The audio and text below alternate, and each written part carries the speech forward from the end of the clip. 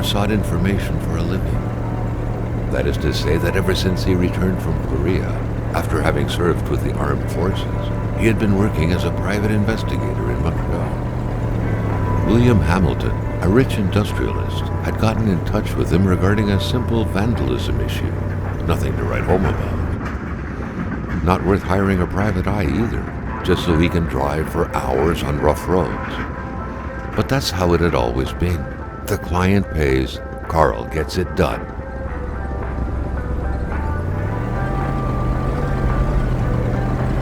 They had set up to meet at the general store, his client's business. Well, actually, the entire village had William Hamilton's name written all over it.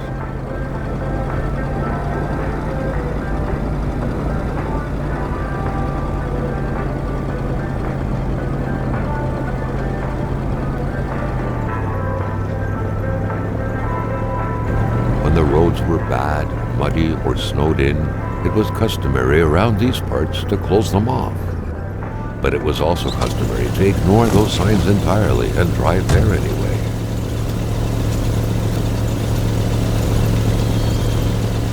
Hamilton never mentioned a road-blocking barrier. Why was it needed here in the back of Beyond? That would, however, be a mystery for another day. Carl had waited long enough for someone to come and raise it.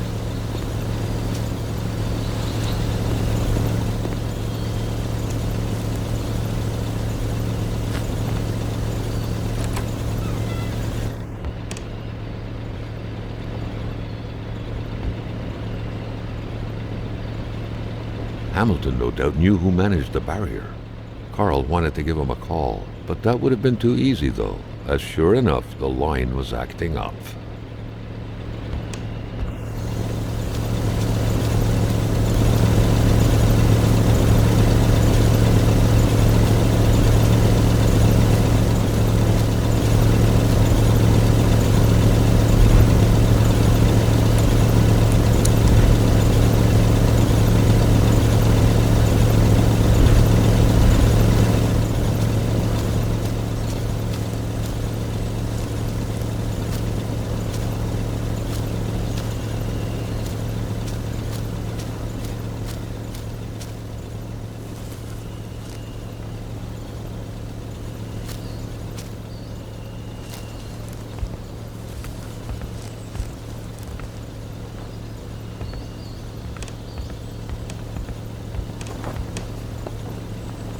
Emperor Duplessis, in spite of his conservative agenda, did a good job in colonizing the rural north, which helped to re-establish the region as an integral part of the province of Quebec.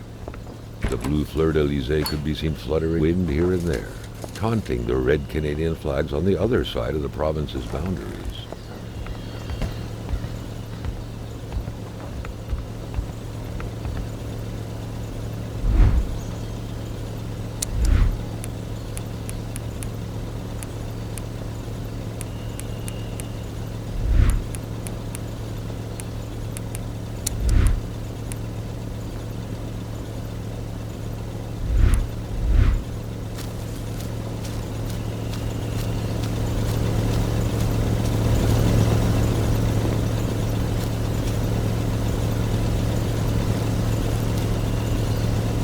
Carl was meeting his client in a store near this area. He was on the right track.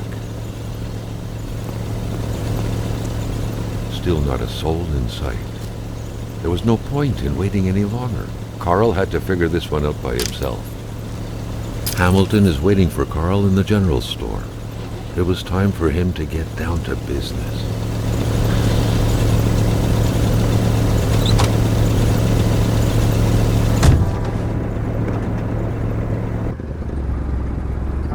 Hamilton enjoyed a lavish country house built in the very heart of the northern forests, not too far from here.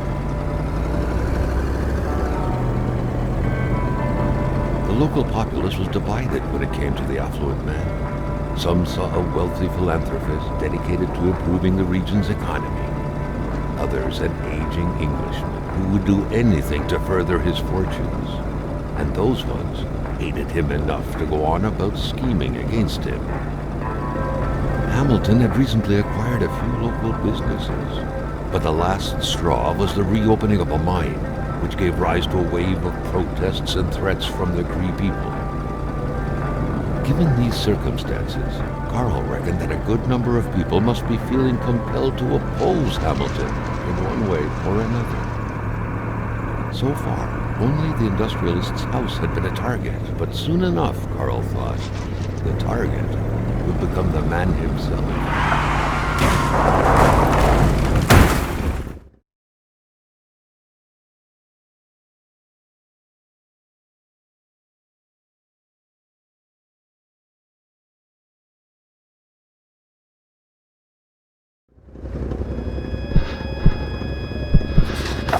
Carl needed to get out of there. The cold and the pain required urgent care.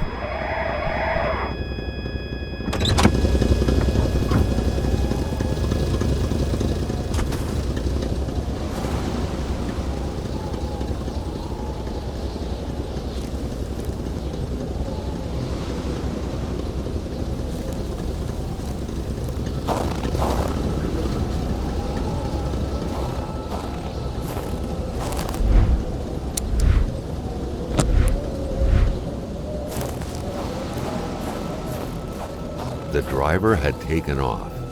It was still best to check it out and leave nothing to chance. Carl needed help. It was a small, locked box engraved with the letters W.H. Carl thought about taking it. Nothing was to be left to chance.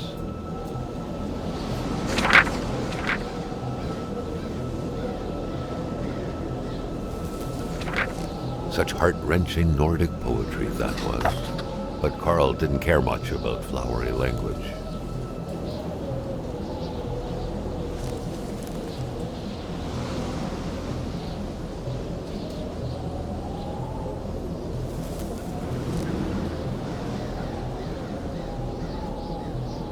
Carl wondered how long he would have to endure this skin-stinging cold.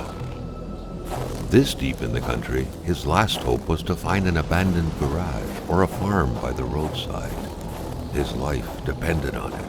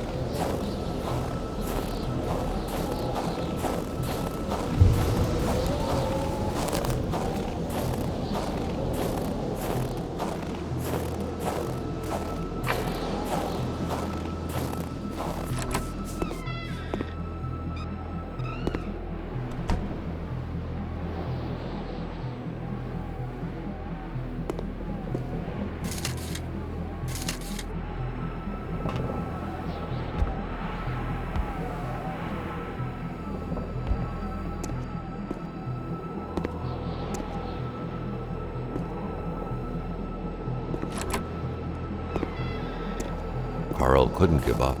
Surely something in there could be useful.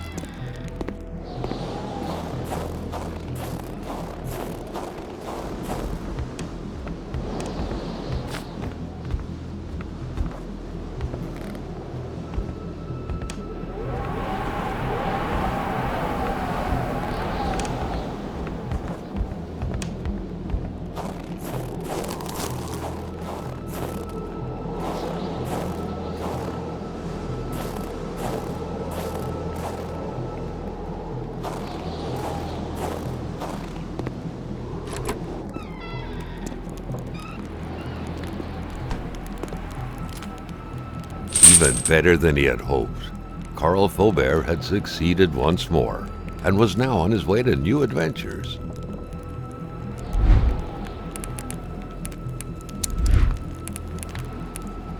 The Polaroid, Carl's long-standing and faithful ally, had seen its share of husbands caught red-handed cheating.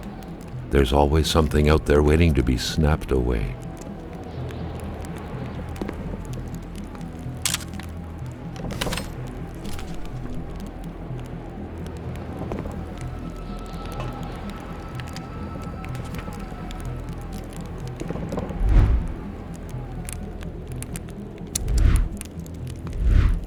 Carl, ever diligent in his work, always carried his log on him, in which he scribbled down thoughts and leads alike during the course of his investigations.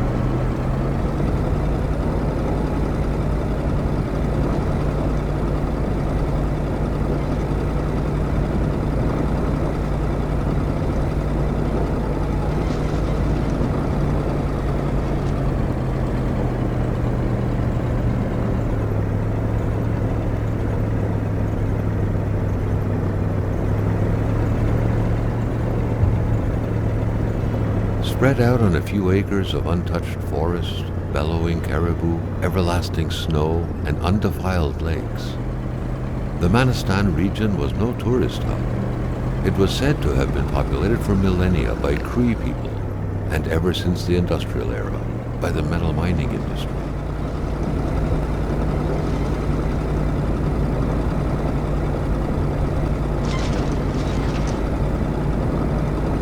Jean-Luc Bédard had without a doubt been the closest man in the village to William Hamilton, otherwise known as Uncle Willie. The truck was running on fumes. Good thing that the general store was close by.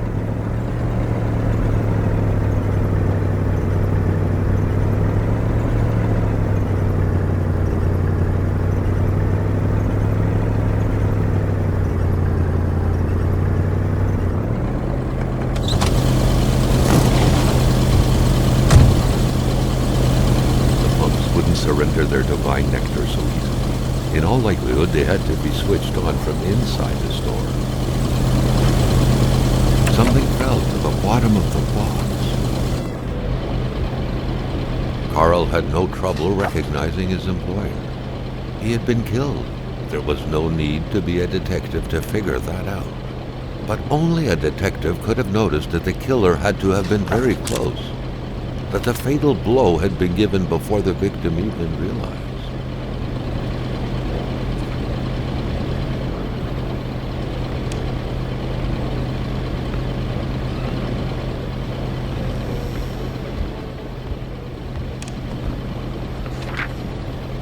what could be inside that envelope? Carl was taken aback. He knew this address. It was said to be the address of the P.O. box for the Canadian Secret Service.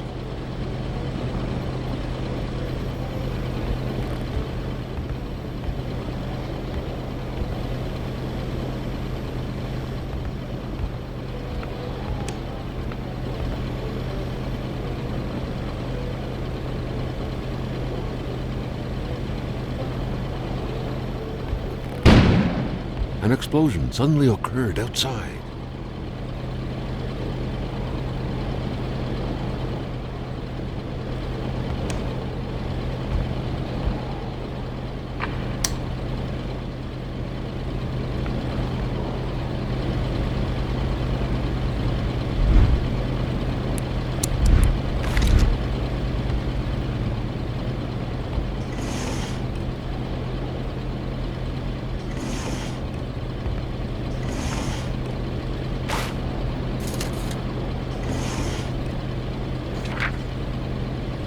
According to that log, it seemed like the whole village owed some money to the general store. Carl was far more interested in the bunch of nearby addresses he had just gotten his hands on, though.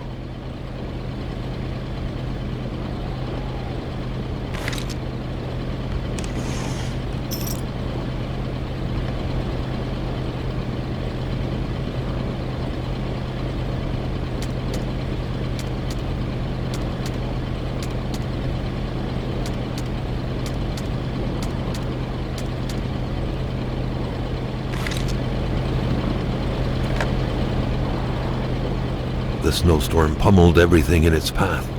Carl was not surprised when he heard no tone. Carl knew that Gilles Lachance was in charge of the general store. That made him one of Hamilton's employees. A very angry employee, as Carl could plainly see.